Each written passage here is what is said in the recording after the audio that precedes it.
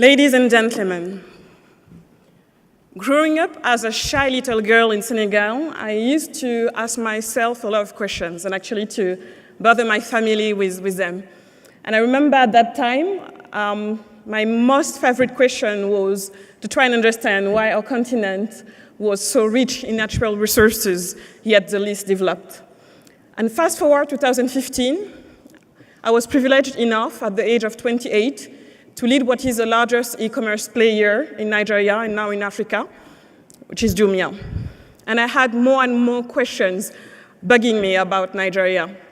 For instance, I had hard times understanding how the country could export its finest quality leather to Italy while importing every year more than 22 million pair of shoes from China.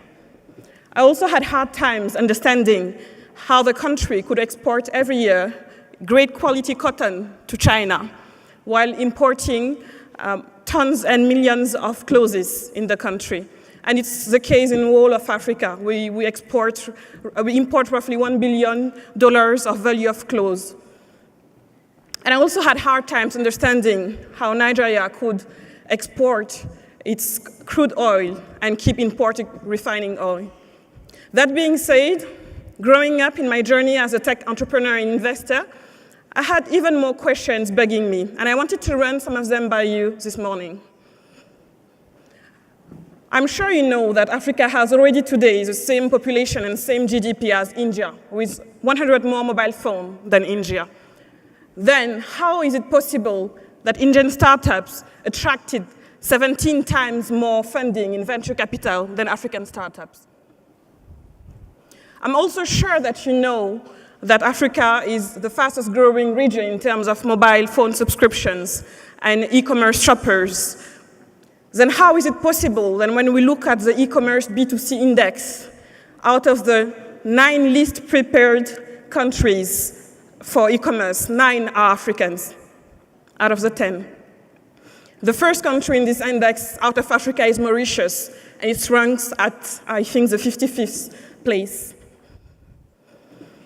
I'm sure you can see how Rwanda is a hinterland country and Côte d'Ivoire has direct access to the sea. So how can it be possible that the internet cost of 1 megabyte of data is $8 in Rwanda and $60 in Côte d'Ivoire? Why is that? And the list goes on and on again.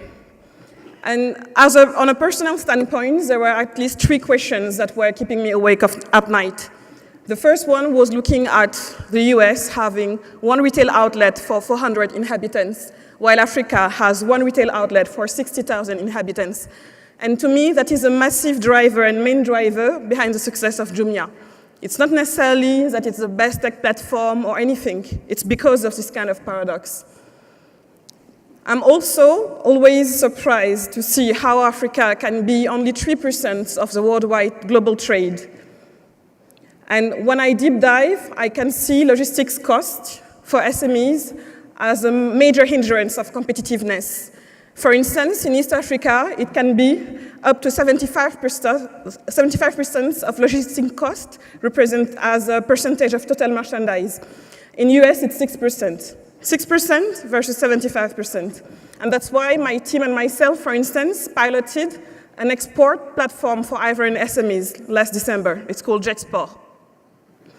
And I have a third question that I'm very passionate about, which is a funding gap, because we see tremendous opportunities, tech-enabled on our continent. We see also the talent. We have the same, even better talent, resilient, but issues with access to funding. And that's why I started a couple of years ago being a business angel and professionalized it, launching a studio, investing in Ivorian and West African tech startups, and now closing actually a VC fund to be able to fund more African and young startups to help leverage technology to bring not only economic performance as a result, but a double bottom line, also creating better and faster ways to have access to essential services such as healthcare and education, improve access to employment. BCG is predicting that e-commerce by 2025 will bring at least 3 million net jobs in Africa, and also help our SMEs have better access to markets, to capital and capacity.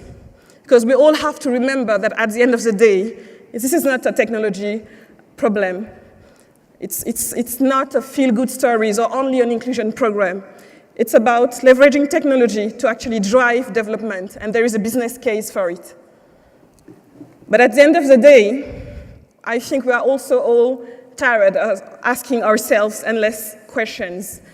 And what makes me feel great today to be with you is I think if there is anyone in the world who have great answers, but more than answers, the capacity to drive change, it's you.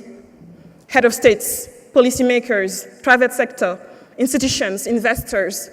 So I hope that when we meet next year, it will be to report less and less unanswered questions, have more and more answers, but more progress. So this is not, I hope, another speech with great facts and figures and stories, but a call to action. Thank you.